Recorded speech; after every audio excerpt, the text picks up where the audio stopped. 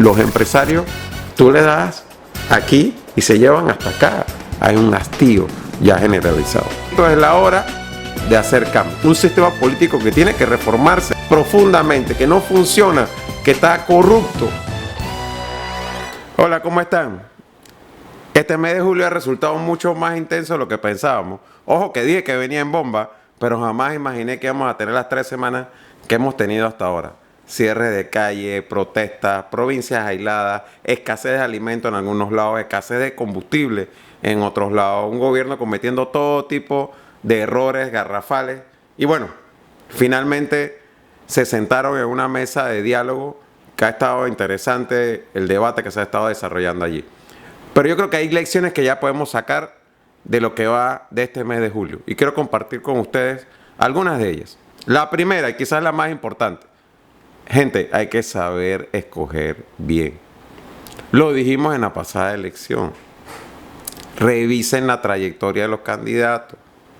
Cuando uno va a contratar a alguien, uno le pide el currículum, pide su referencia. Si lo hubiesen hecho, se habrían dado cuenta que el señor Nito Cortizo no está haciendo nada distinto a lo que ha hecho en los otros puestos que ha ocupado antes, de diputado, de ministro de Desarrollo Agropecuario. O sea, su currículum ya nos advertía lo que íbamos a tener como presidente del país. Pero lamentablemente la gente no le hizo caso a eso. Así que, ojo, para la próxima elección, revisen currículum, revisen trayectoria y propuestas. Escojamos bien. La segunda lección que para mí es importante es que nosotros no podemos seguir viviendo en un país en donde haya una sola carretera para comunicar el país de un extremo al otro.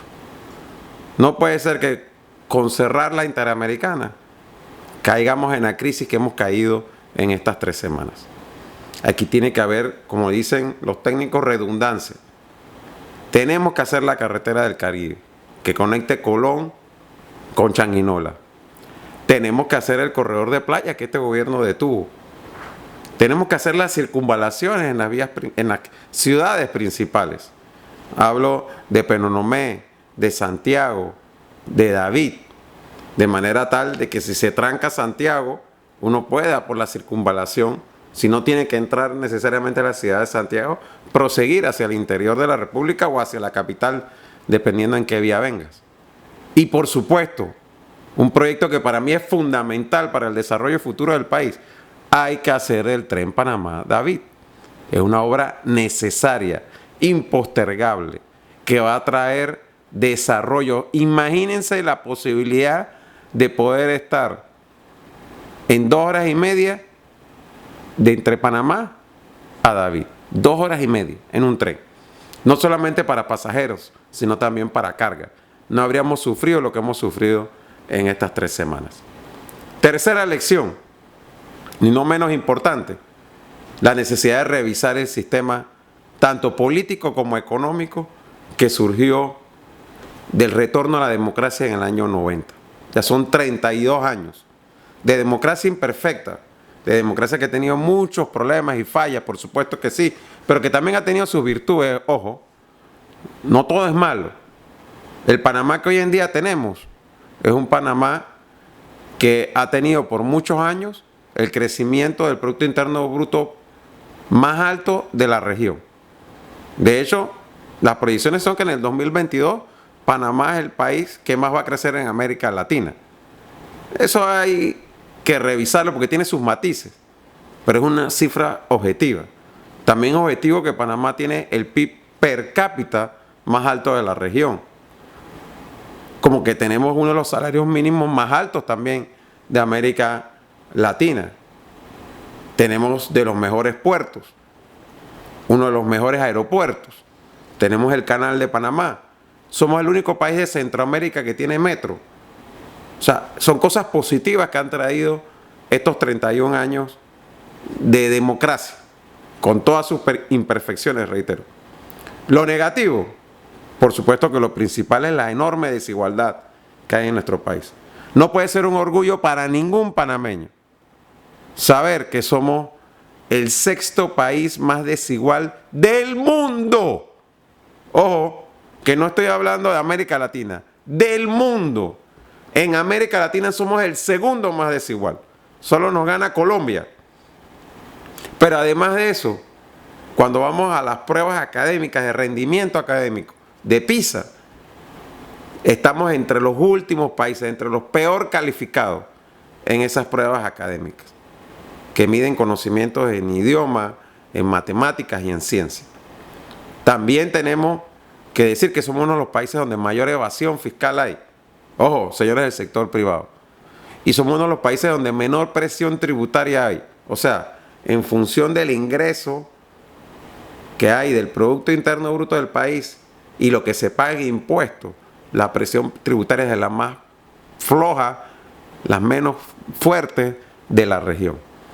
Y así, pues, son indicadores que nos señalan a nosotros, pues, los indicadores de corrupción también, altísimos, en el sentido de que estamos mal calificados.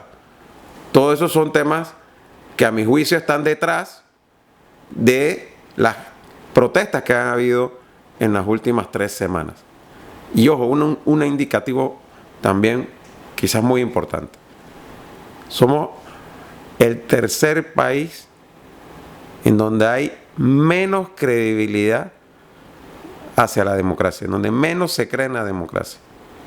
La gente en Panamá está hastiada, la gente en Panamá está frustrada, la gente en Panamá está decepcionada con el sistema democrático y sobre todo con los resultados que este le ha dado. Y eso es algo que nos tiene que llamar a la reflexión a todos. Y como líder político, como presidente de un partido, tengo que empezar por reconocer que nosotros tenemos parte de la culpa. Y eso es una autocrítica que tenemos que hacer toda la clase política del país. Porque cuando la ciudadanía nos está diciendo que no creen en la democracia, que no creen en el Ejecutivo, que no creen en el Legislativo, que no creen en los partidos políticos, que no creen ni siquiera en la iglesia ni en los medios de comunicación, es porque algo hemos hecho mal. Y esa reflexión interna, esa autocrítica que tenemos que hacer, no simplemente tiene que quedar en decir, bueno, por mi culpa, por mi culpa, por mi gran culpa. Tiene que también traer como consecuencia cambios importantes. Y ese es un proceso por el que tenemos que pasar todos los partidos políticos, un proceso de reformas importantes, un proceso de reconversión, y hasta de depuración, diría yo, de manera tal de que podamos presentarle una mejor cara al país y podamos efectivamente ser parte de ese cambio que se necesita hacer en el país con urgencia. Y que estas protestas nos han puesto sobre la cara, ha sido como una garnatada a todos aquellos que pensaban que la gente estaba molesta, pero no cabreada. Pues sépalo, sí están cabreados, y bien cabreados, como se demostró con las protestas esta semana. Y no solamente de un sector de la población, a nivel de todo el país y en todas las clases sociales. Hay un hastío ya generalizado. Entonces el momento, es la hora de hacer cambios. Y yo creo que esa es la gran lección de lo que ha ocurrido en estas 3 semanas. Y eso va a requerir que hagamos un debate intenso entre todos nosotros. Y un debate que tiene que ser ideológico también. No venir solamente a que no, es que la culpa es de Benicio, o la culpa es de Telvina, o que la culpa no, esto no son culpas individuales. Aquí también hay un problema colectivo que tenemos que revisar. De nuevo, reitero, con un sistema político que tiene que reformarse profundamente, que no funciona, que está corrupto, pero también con un régimen económico que tampoco funciona, que genera desigualdad, donde mucha gente ha hecho fortuna sobre la base de beneficios, de incentivos, de exoneraciones, de su relación con el poder.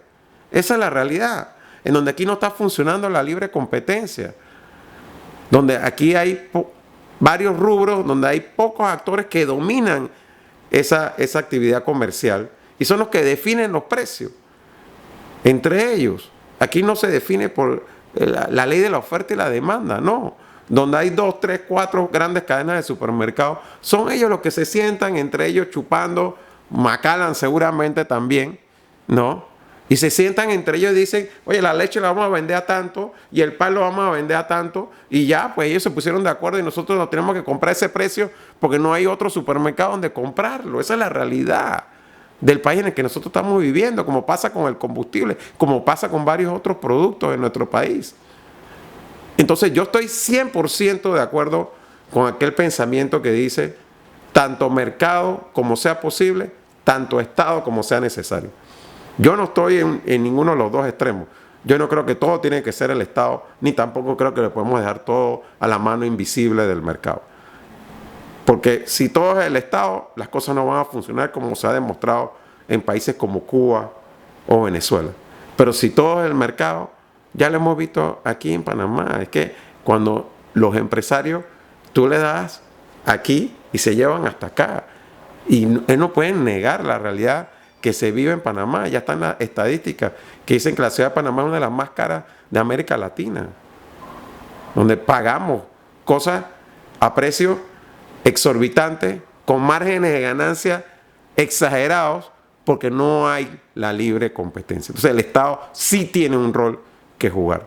Y yo creo que eso es parte del debate que nosotros tenemos que hacer, porque aquí, reitero, no podemos venir, como nos quiso plantear los gremios empresariales, que aquí el problema es que Telvina tiene que renunciar y así se resuelven las cosas. Ojo, que yo no voy a defender a esa señora, y por mí que renuncie.